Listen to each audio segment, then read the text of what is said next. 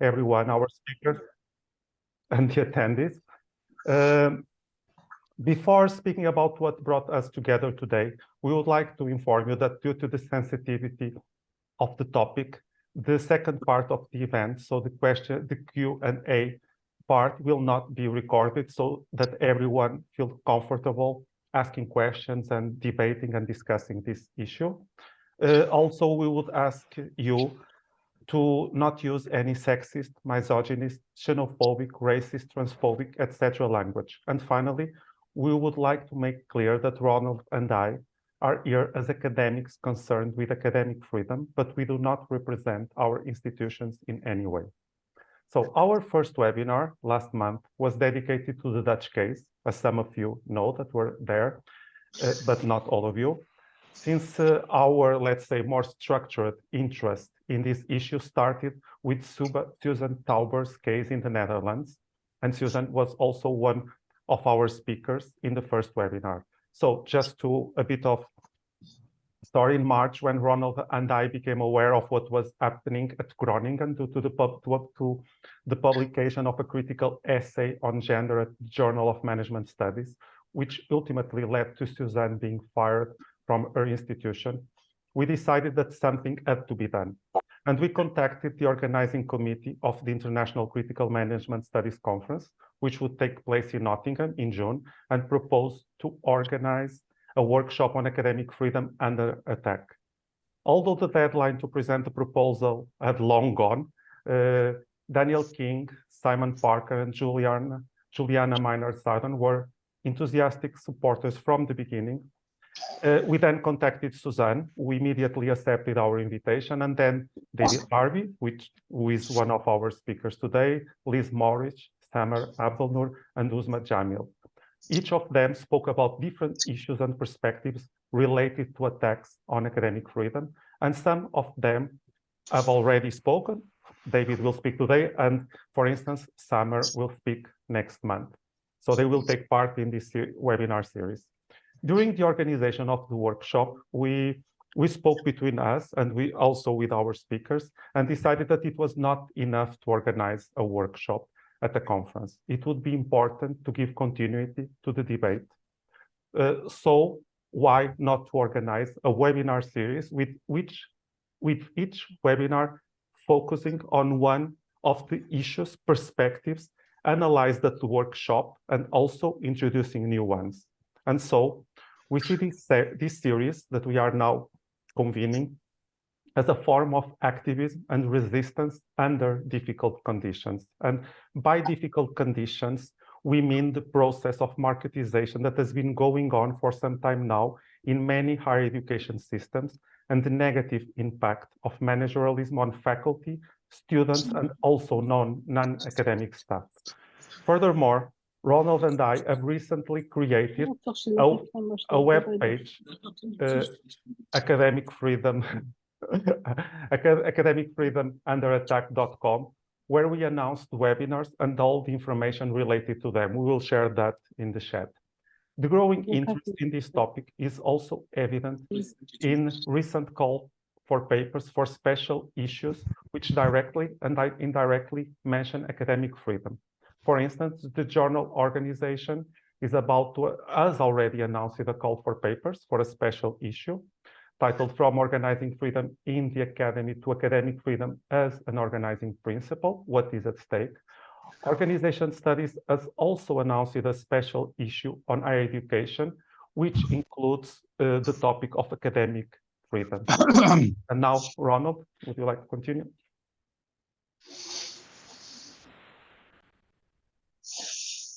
You are mute, Ronald. Thank you, Carlos. Yeah, just let me repeat a few words about how we frame and address academic freedom in the context of our webinars. First, I think it's clear we must always be aware that academic freedom is an elusive and contested concept, which has been conceptualized in different ways. For our seminar, we refer to a few characterizations of academic freedom. In a landmark declaration, the American Association of University Professors defined three elements of academic freedom. That is freedom of inquiry and research, freedom of teaching within the university or college, and freedom of extramural utterance and action. In the UK, the Education Reform Act defines academic freedom as the freedom within the law to question and test received wisdom without placing employees in jeopardy of losing their jobs. Finally, the UNESCO recommendation from 1979 declares that academic freedom includes the freedom of teachers and scholars to express freely opinions about the institution or system in which they work, and the freedom from institutional censorship. In line with these conceptualizations, we would like to explore the importance of the concept of academic freedom for the protection of those whose thinking challenges the orthodoxy of the discipline, who challenge power relations, injustice, and inequalities within their institutions and society at large. As Judith Butler puts it, the freedom to imagine a transformation of society is part of academic freedom. However, this freedom is under attack on different intertwined levels. To name a few, on an individual level, we are confronted with a lack of attention and solidarity for scholars under attack. On the institutional level, and Carlos already mentioned this, we're witnessing an ongoing marketization and corporatization of universities. It seems that for many university managers, academic freedom and critical scholarship are, except for their usefulness as a branding exercise, is an annoyance which stands in the way of an unfettered right to manage. On the governmental and societal level, we are confronted with a rising anti-intellectualism and a disdain for expertise and critical intellectual work. Also, we are observing the dismantling of academic freedom in the name of academic freedom and free speech itself. Said this, we believe that it is necessary to discuss academic freedom in its institutional, political, and cultural context, and to provide a space for cases which are more or less ignored in a popular discourse about free speech and cancel culture. Finally, we hope that the webinars will function as an act of solidarity for scholars under attack and foster necessary discussion about the attacks on academic freedom. In the words of Edward Said, each community of academics, intellectuals, and students must wrestle with the problem of what academic freedom in that society at that time actually is and should be. In this spirit, just let me introduce our first speaker, David. Dr. David Harvie is a deprofessionalized intellectual. Until 2021, he was an associate professor of finance and political economy at the University of Leicester, where he was also a communications officer and a negotiator with Leicester UCU.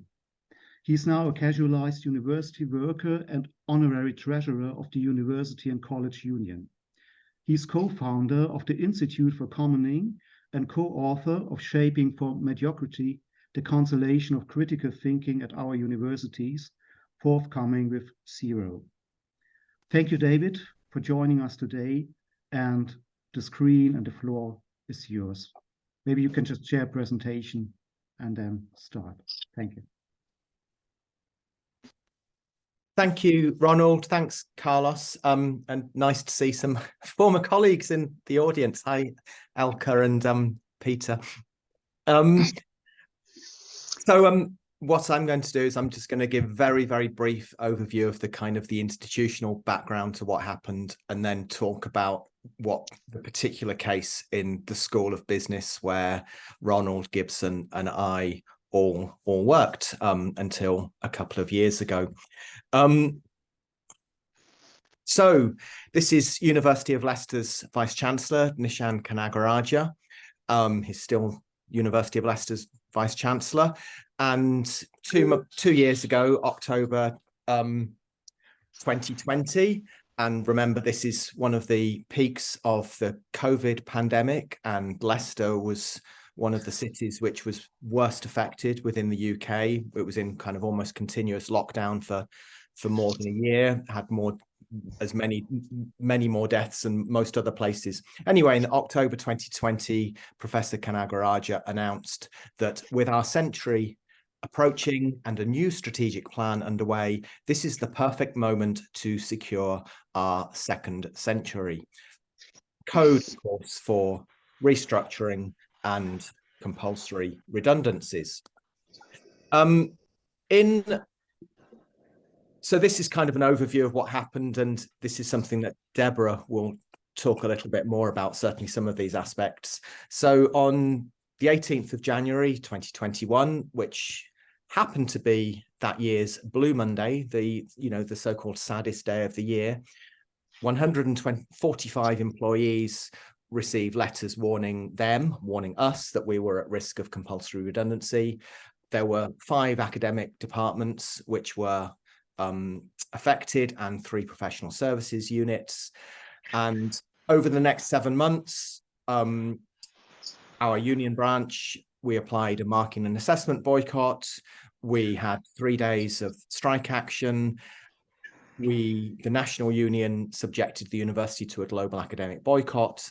And by the end of the year, at least 200 employees had left the university by reason of so-called voluntary redundancy or resignation or compulsory redundancy, which was the fate of Gibson, Ronald, and me.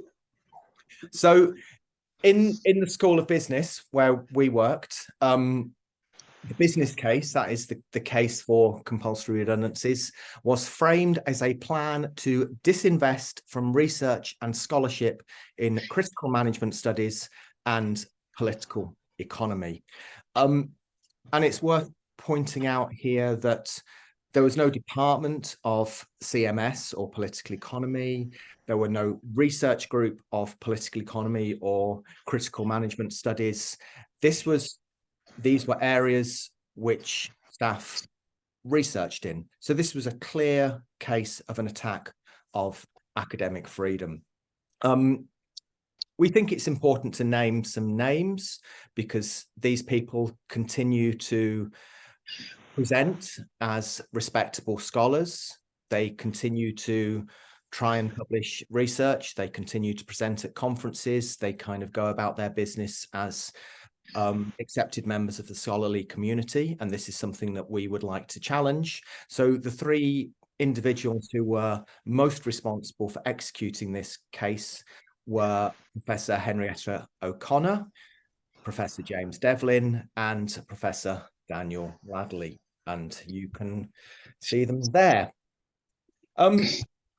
What's interesting about what happened to us is that we really were in this Kafkaesque situation, situation of we were being lied to, we were not being told information.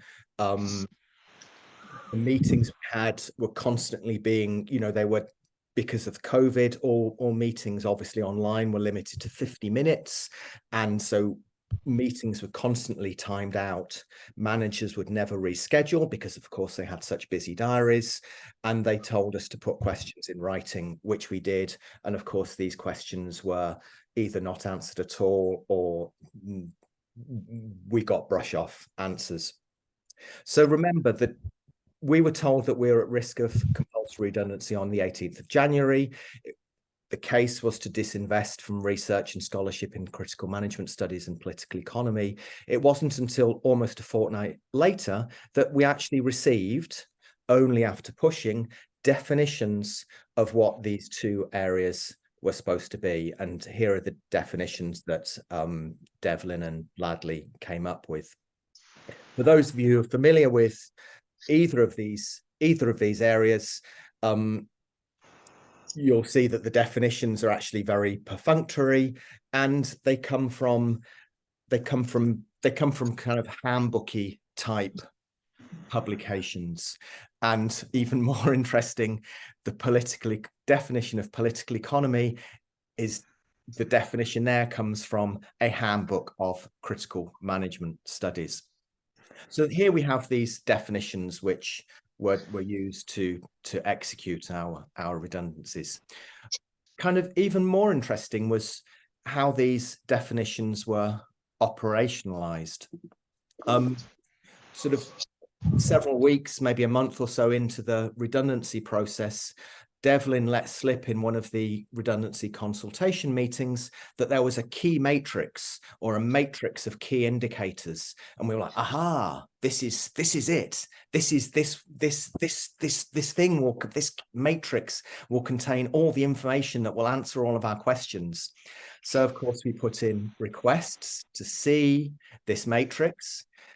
We were only ever allowed to see our own entry, and it turned out that this matrix, this key matrix, was simply a spreadsheet, and this is the row for me. It simply says what grade I was on, what my title was, and a list of my publications, or some of my publications of the past decade, and some grants I'd applied for. That was it. Even more interesting was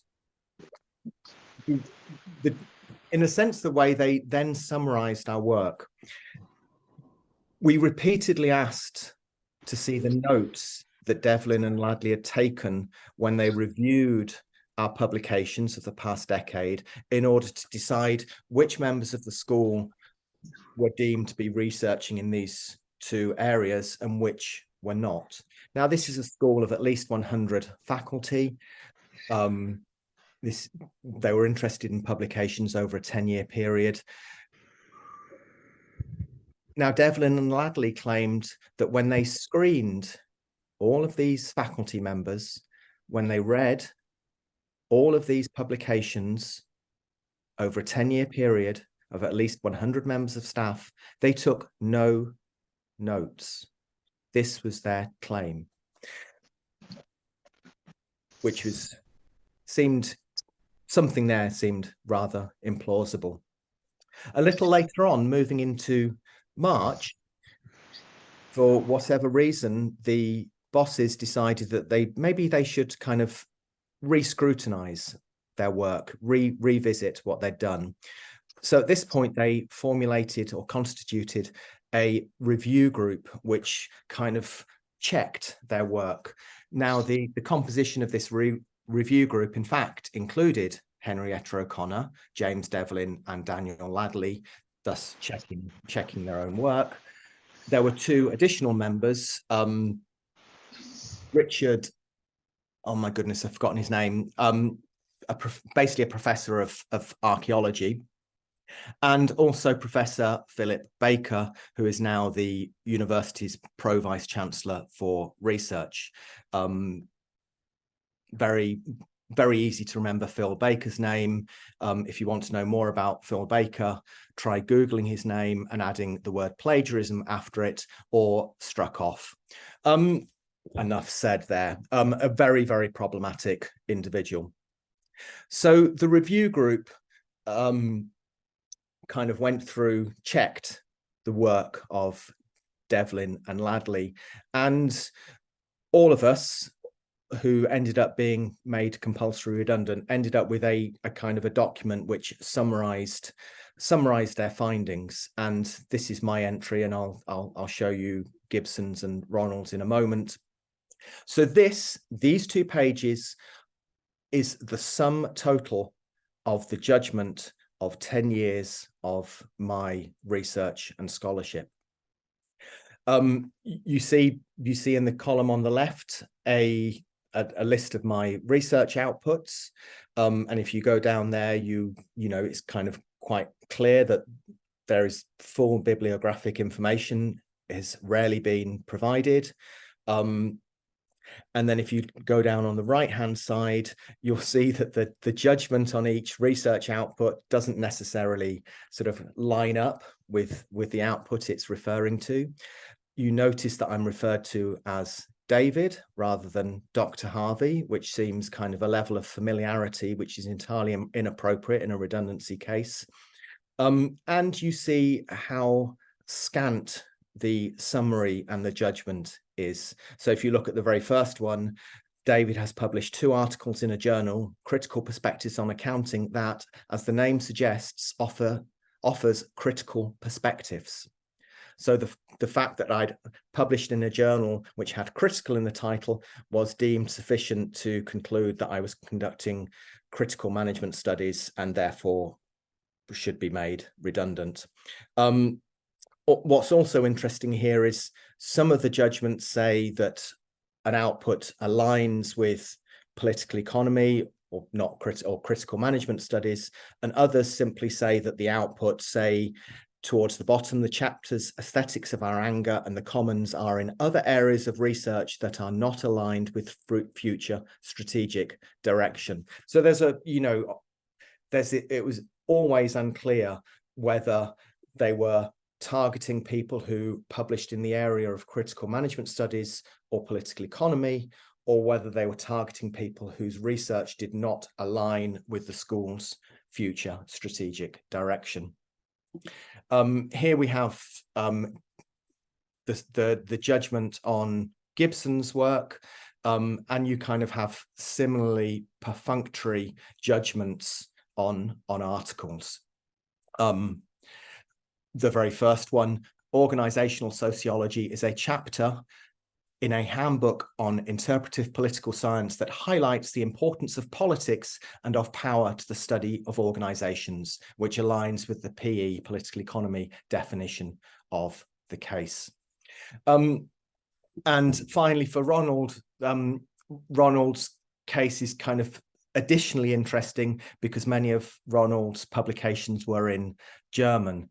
Now, none of the executors of our redundancy, Devlin, Ladley, or O'Connor, read or spoke German. It was a similar case with another former colleague, Valérie Fournier, many of whose publications were in French. None of them read French.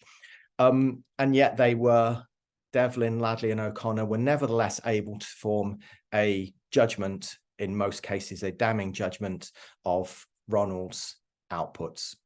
And then the same with the outputs of Valérie Fournier. So this is the way that this redundancy case was executed. Of course, we appealed to the university more senior leadership on grounds that our academic freedom had been infringed. We discovered, according to the Ordinance on Academic Freedom, that we needed to make our complaint to something called the University Staffing Committee.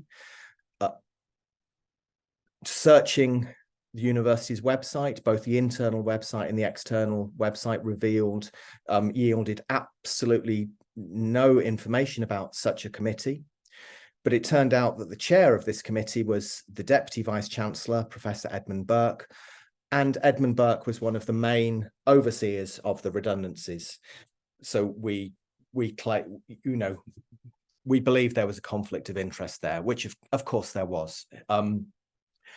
All of our appeals were rejected, unsurprisingly, really. But the interesting point here is that the highlighted areas that the university will maintain the right of staff to exercise their academic freedom. Academic freedom, subject to the rights of the university to manage its activity efficiently and economically. And again, in the paragraph highlighted below. What's interesting here is there is no such caveat in the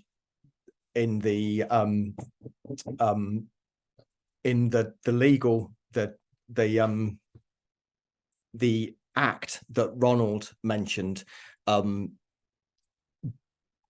in the university's definition, it's kind of extended the act. So here, the University of Leicester definition of academic freedom goes beyond and contradicts the legal protection. To kind of finish off this bit, the fact that Leicester UCU was described actually by Kanagaraja a few years earlier as the most intimidating and disruptive UCU branch in the country is relevant.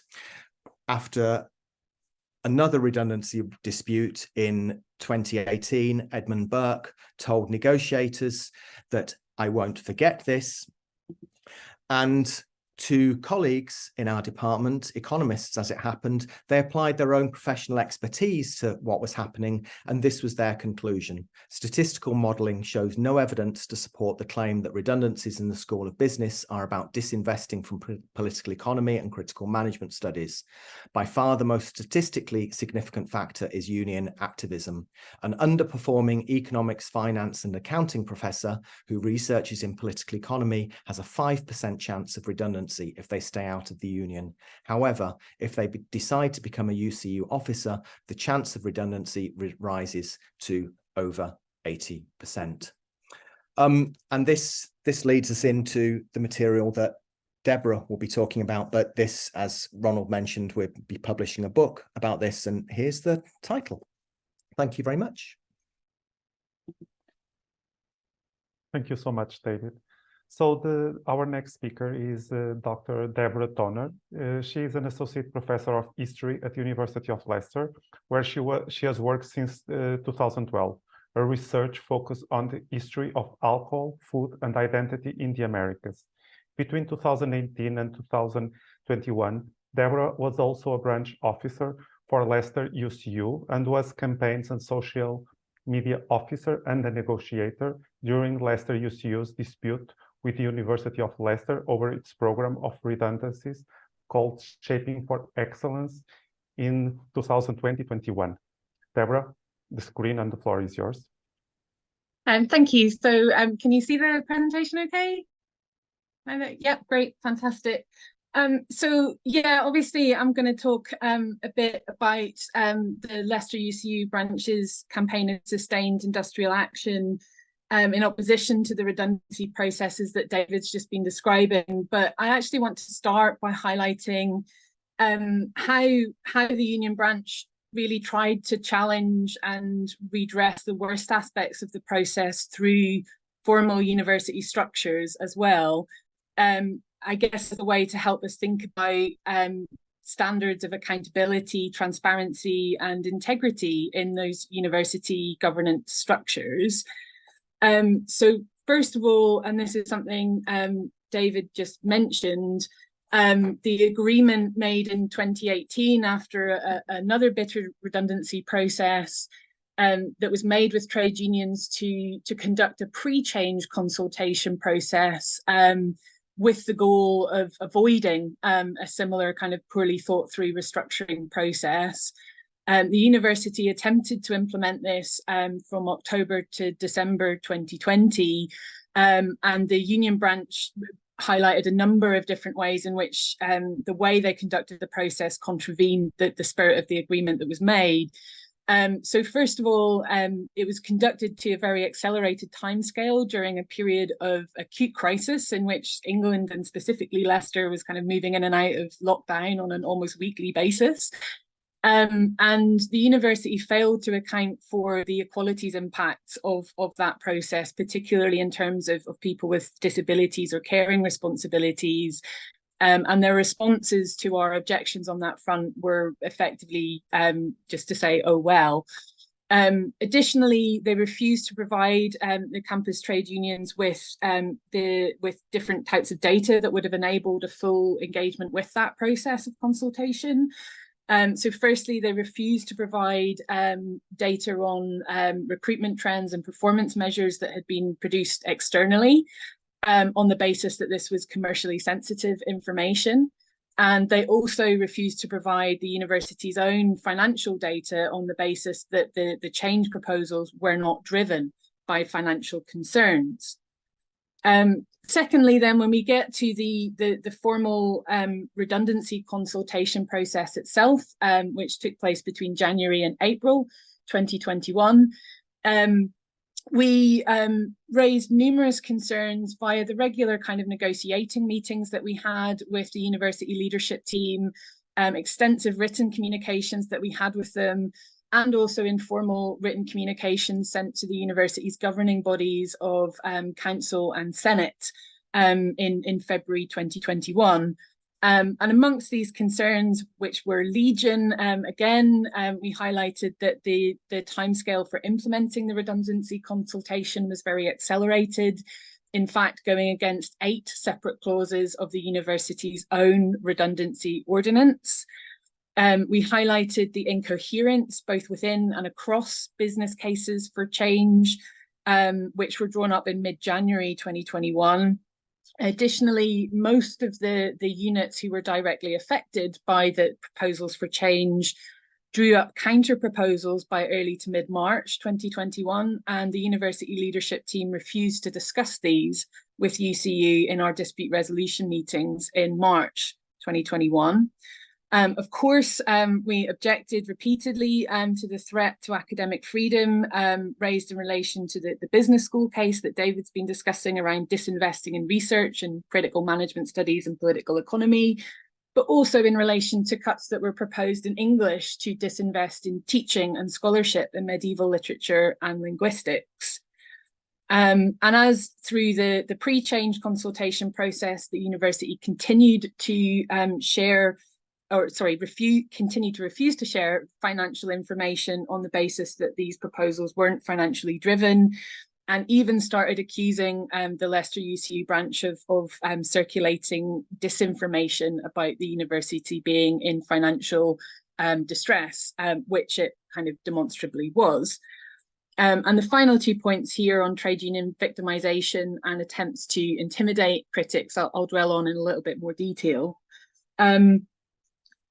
So David's already alluded to this a little bit, and the university's own risk assessment of this process, conducted on the basis of equalities legislation, identified that Leicester UCU officers and departmental representatives were disproportionately included in the original pool of 145 staff who were notified of being at risk of redundancy in January 2021. I won't go into the ins and outs of all the figures, but ultimately the negative disproportionate impact was calculated to be 6.7%. And the university's equalities policies state that any such figure over 5% requires active mitigation as a cause for concern. And this was raised by the union branch in late January, early February 2021. Despite that, and despite providing more qualitative evidence about trade union victimization, the director of HR arbitrarily dismissed these concerns as insignificant after considerable delay in April 2021. And I think the failure to take these concerns seriously had obvious impacts on the outcomes of the redundancy consultation. When you consider that of the 26 staff members who were issued with compulsory redundancy notices in May of that year, 27% of those were UCU officers and reps. On the next issue of seeking to intimidate critics into silence, the university made particularly thorough use of the so-called dignity and respect policy. Through March and April 2021, various staff members who'd been vocally and publicly critical of the redundancy process and proposals were subject to disciplinary proceedings of an informal and formal nature under the auspices of this policy for using allegedly offensive and derogatory language on social media. And the screenshots you see here are the relate to the incidents that under which I was I fell foul of the dignity and respect policy. So among the allegedly offensive and derogatory words that staff used were chicanery, that was my offence, jackboot and putsch, along with some literary allusions to Kafka, Orwell and Solzhenitsyn, which David's already fallen foul of again here today with reference to Kafka. And now it's worth highlighting that like this dignity and respect policy, it's designed to be invoked when an actual human being feels that their dignity and respect has been violated by another. And in my case, when I asked who had been offended by my use of the word chicanery on Twitter, I was informed that no one specifically had complained about it, but the then Deputy Vice Chancellor had assumed potential offence on behalf of the university. Subsequently, we learned that the university had hired an external PR firm to systematically monitor and provide regular reports on the social media activities of specific named individuals. And then throughout this whole process, the objections that we were raising through the university's formal channels were largely stonewalled and almost entirely justified with repeated reference to the university's new strategic plan. This wasn't in fact published until mid-April 2021, after most of the decisions it apparently had shaped had already been made. And when it was published, this grand strategic plan was a total of 912 words, together with this beautifully brightly coloured diagram. So the Leicester UCU branch really tried to use the university's committees, ordinances and procedures to uphold the principles of good governance through this process, but ultimately proved ineffective.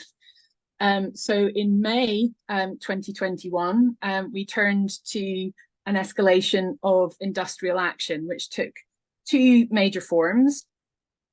First, a local marking boycott, which began on the 1st of May 2021 and lasted until early August of that year. And there were a couple of days of strike action that we took as well in that time period, mainly to publicise the impacts of the action that we were taking.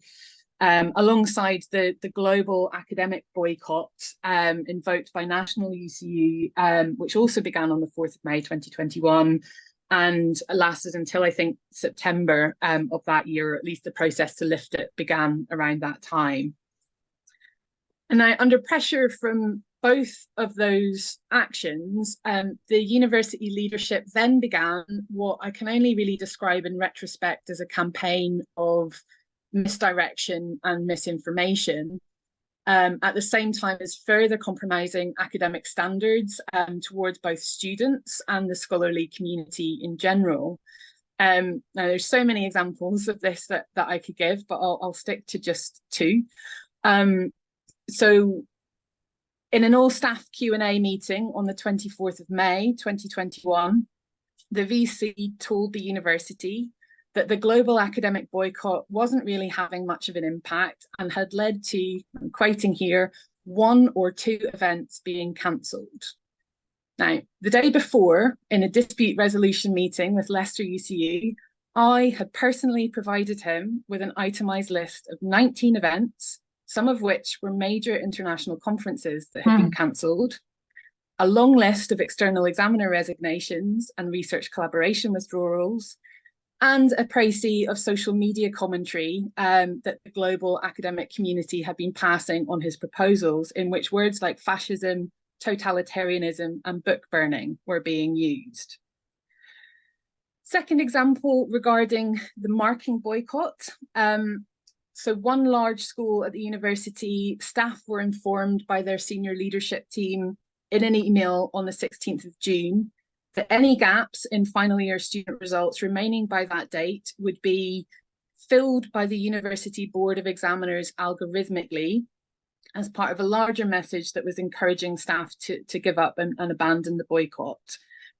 Leicester UCU made that information available publicly and were subsequently rebuked in an email sent to all students at the university for having inaccurately reported the university's use of algorithms to calculate student outcomes. In subsequent formal correspondence with the then Pro-Vice Chancellor for Education that I had with him, he offered me assurances that he would conclude an investigation into why staff had been incorrectly informed, or one might say deliberately misled, but he left the university for pastures new before such an investigation concluded. And just to finish, lest anyone think that such incidents have been limited to the heat of the moment in which stress was being felt on all sides. In an interview published in the Times Higher Education magazine just over a month ago, the Vice Chancellor said some misleading things about both what he did and what Leicester UCU did in 2021. So first of all, here he explains that he says the cuts were necessary because they targeted research areas where improvement was impossible given the small size of some research groups.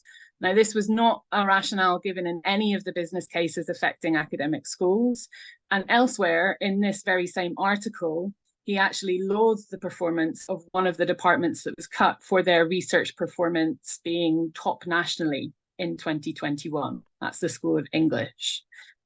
Then he concludes by saying, UCU made a big play on Twitter about the business school and didn't mention maths, neuroscience, and why we'd taken these decisions. It was frustrating. Well, I'm sorry to inform the Vice-Chancellor that I've counted the 80 articles that Leicester UCU published on its website and cross-posted to Twitter during his redundancy process. Only 5 specifically focused on the School of Business. 7 focused specifically on the cases in maths and informatics. And of course, the vast majority focused on the damage being done to the university holistically, if only he would do the same. I'll stop there.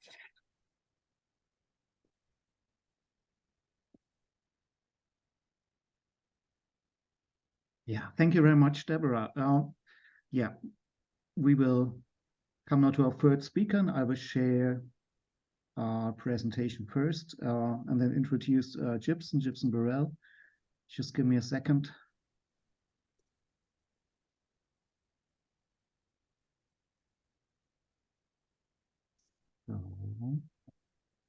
Here we are.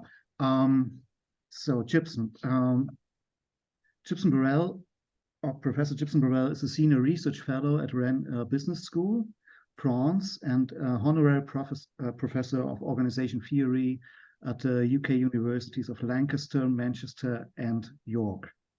Despite lifetime achievement awards from both the American and British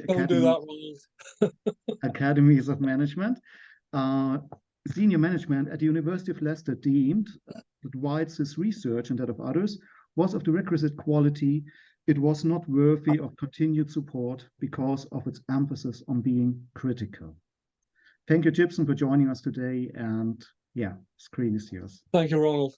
And like Peter, who's in the audience, I too was stripped of my emeritus professorship by the powers that be.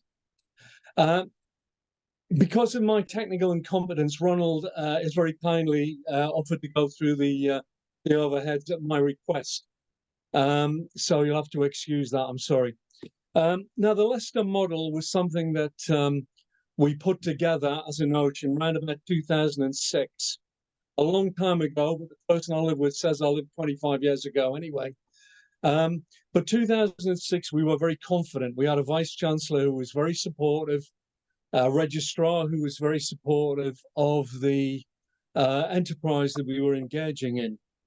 I was a little concerned once when Pro Vice-Chancellor said to Cliff Oswick, some of you may know Cliff, they said, how was things in the department?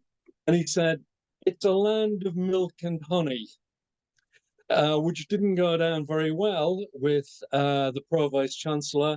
And from that moment on, I think things got a bit worse. So I'm blaming Cliff.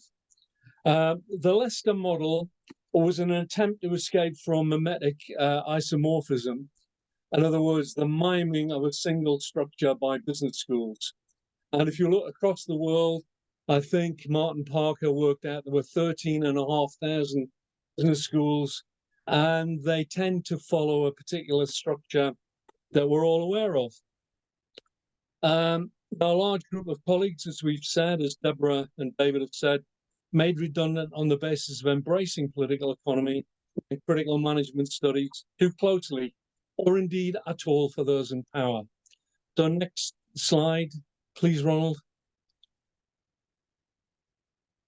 So the statement of intent we did in 2006, and I'm sorry to go into the past, but it may be relevant to the future somehow. The word critical, a product of the Enlightenment, a long and twisting history. It's supposed to lie behind critical management studies rather than a couple of people who were writing in the 90s. It came to mean the embracing of reason rather than religious experience. And it was very strongly anti-clerical and against the power of the established churches. Now, I didn't realize the established churches, which is a metaphor for those in power in economics rather than political economy. I didn't realize they were still in power, but they very much are in a right-wing Britain.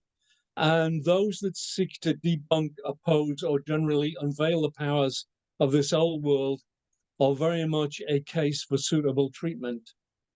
So the power of the established church, the established view, let's call it conservatism with a small c and a large c, are very much there. So next one, please, Ronald.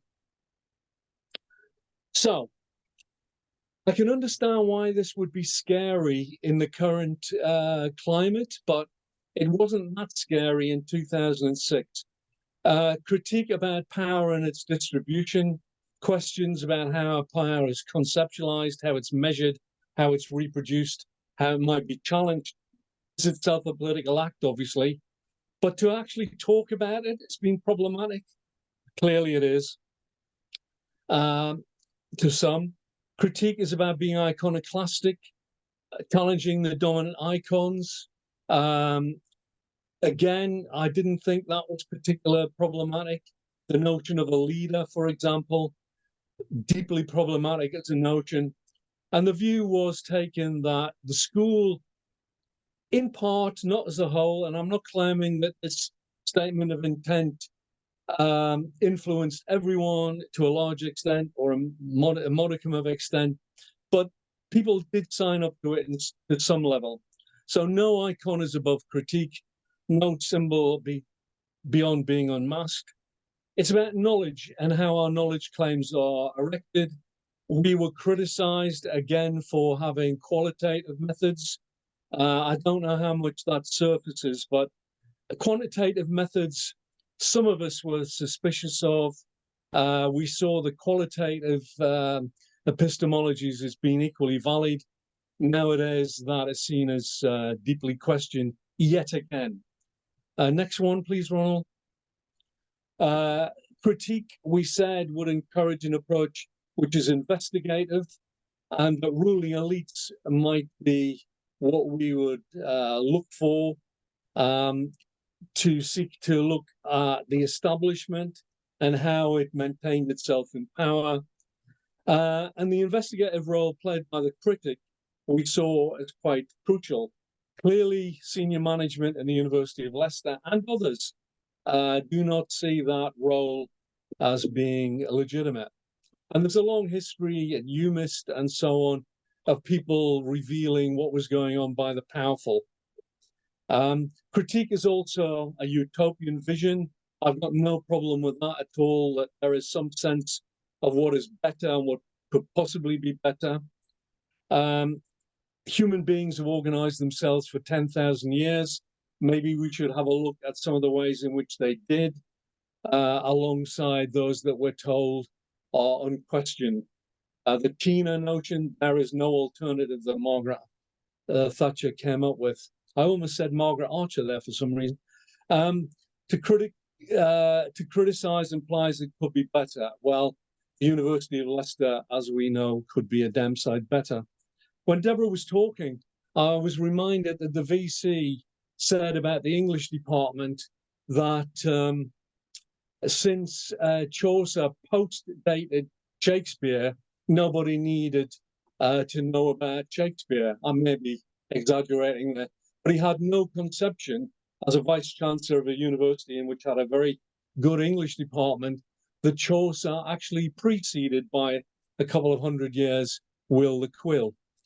The sixth one here, critique if done properly, driven by a sense of intellectualism, i.e. knowing when Chaucer and Shakespeare, even in a business school, knowing when they happen to fit in. Or is that very British? I don't know if that's a cultural sort of imperialist thing. I hope not. Critics believe that education means educare, to lead out. And the problem is, at Leicester and in other business schools, people seem to believe it is to get better jobs, more highly paid jobs, rather than to lead out. Next one, please, Ronald. So, critique above all then was and is oppositional. And we talked about Deleuze and Guattari and their royal science and the way in which that had dominated But it would be nice if critical management studies was to follow a path which was to lead out from that. But we recognize the critique of our critique had to be welcomed. If one is critical, one has to be critical of one's own position and celebrate it as part of a permanent opposition. The critique of our critique that developed a couple of years ago was summarized in various documents that David showed very nicely, or as being an area for disinvestment. So the logic of moving away from it was the notion that primarily economic. Disinvestment is a language of, obviously, of economics and so on. So the next question in critical management study is, what is management studies? Studies is not an innocent term. It says we are looking at practitioners, but we are research oriented ourselves. The word management is contested. You would know all this stuff. I'm sure everybody who's listening to this knows all this stuff. But the existence of management is conjured up by other functions and socio-economic groups. What we were saying here is that management is embedded in a whole set of structures, and we need to know about those. And more importantly, our students need to know about those. Next one, please, Ronald. So, management studies, what we were doing in what was originally called the Management Center, and then it became the School of Management, and then it became the School for Business. Whom do we write? And we identified 4 socioeconomic groupings. There are board members, middle management, subordinate, and of course, other academics. Ignoring the last group, for which many of us have written, board members, strategic management is the area that tends to look after them. Our area, and I speak for those at Leicester at the time, was middle management or the subordinate employee. So our position is that management theory concentrated on the dyad between knowledge and management, but it wasn't knowledge for management, which most business school leaders and their vice chancellors seem to think it's for. It wasn't knowledge necessarily of management, but it was knowledge about management. Management was our theoretical object and not our client. Next one, please, Ronald. We were aware in doing all of that of the issue of ethics. I don't think we found, when we were dealing with senior managers of the University of Leicester, that they had any observance of ethical values or had any understanding of what those were. The historical understanding that we had, we thought was really important. We needed to know something about the history of management to actually go back in critical management studies to the concept of critique itself. Again, we wanted to see how people had organized and managed their lives in the past. Next one, please, Ronald. Not far to go now, folks. The center, because that's what we were at the time, were looking at alternative organizational forms. I think we were rather good at that. Anti-capitalist movements, alternative economics. We had a range of speakers who came and talked about that. I think we were really quite good at that, and I'm proud about quite a lot of what happened in the school over a number of years, and that would be one thing. It put into relief the constraints upon organizational forms, and we tried to say to MBA students, not that we had many, but master's students, about the importance of widening the curriculum, looking south rather than north for our ideas, and not ruling out any method. So some of our colleagues used to write for journals which were seen by those of a quantitative nature very sniffily. So the arts and humanities we were proud of, as well as some of the natural science stuff that was going on. Next one, please, Ronald. And we didn't regard our intellectualism because we were self-regarding intellectuals, and that's a problem as well as a strength. But anyway, we were.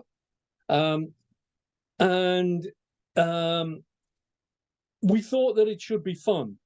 We thought that as a community of scholars, and I'm very keen on that notion, as a community of scholars, we wouldn't necessarily like each other. Communities don't like each other necessarily, but there would be interaction between us.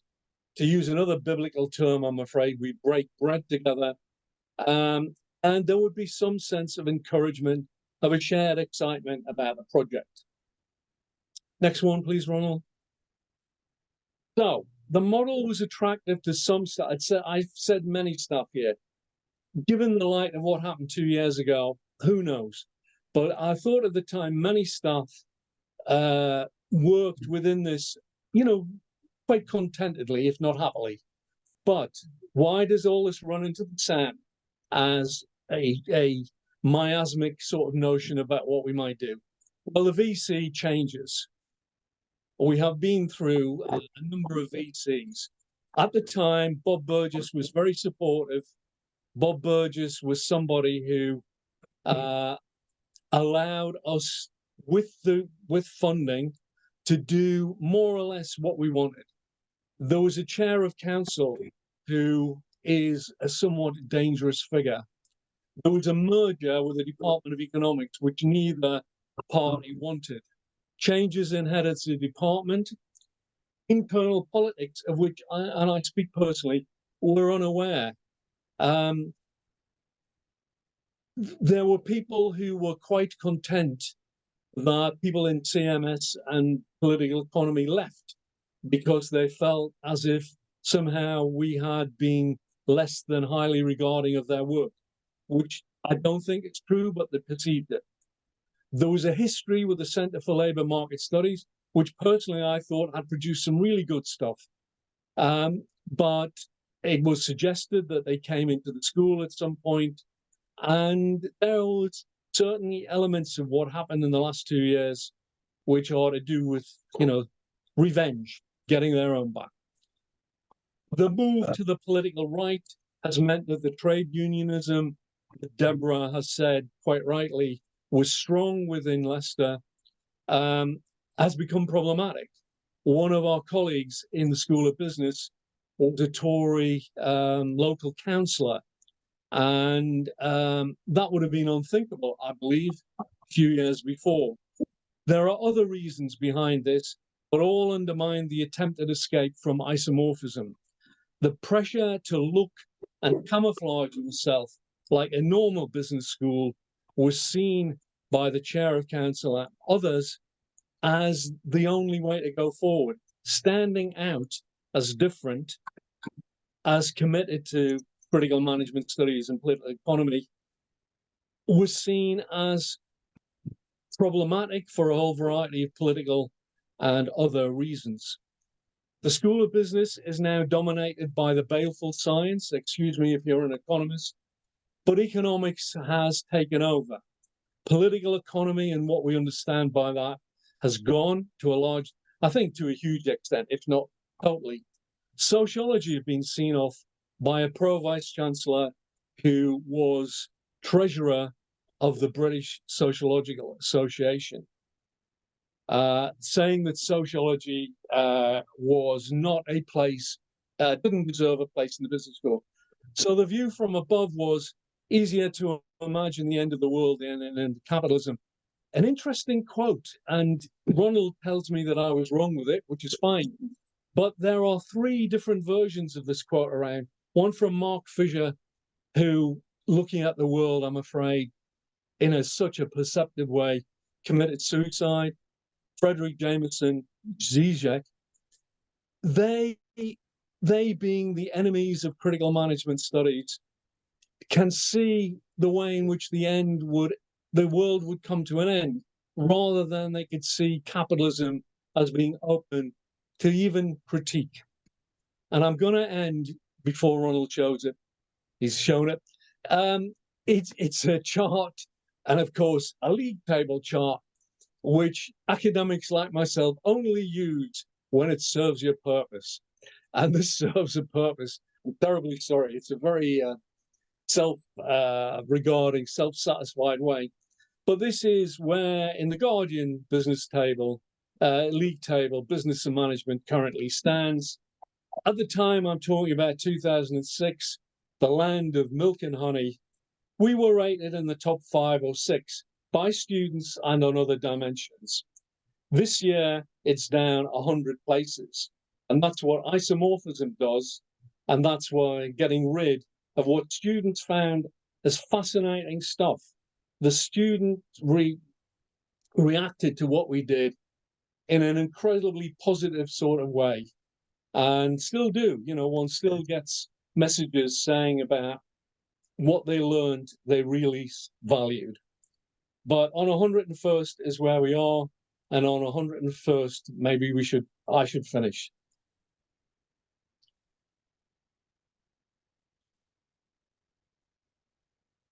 Thank you very much, Gibson. And Thanks, Ronald, for doing that. Thank you. So, Ronald, we already have some, no, just to let you know that we have some comments. I don't know if, shall we start with what we already have on the chat, so that, I don't know if people who made the comments or questions want to intervene. If you want to intervene, please just raise your hand and you can ask directly. But while we wait for that, I can just, okay, some of the comments are just wow, and you know, people